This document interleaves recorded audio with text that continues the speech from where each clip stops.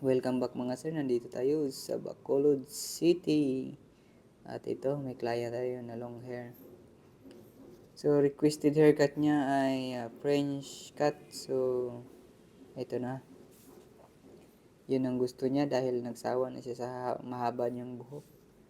So, yun na nga, naka-shortcut tayo sa video natin.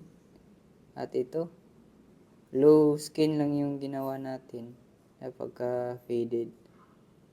Tapos, na-shave na natin yung sa baba. So, dinidetail na natin. So, yan na yun ang pinaka-iksi sa taas at naglagay na rin tayo ng powder. Yan, pina-texture na natin. Yun na yung result mga sir. So, pag bago ka pa lang sa channel ko mga sir, huwag mong kalimutang i-follow. At mag-comment ka naman. Thank you mga sir. Ayos.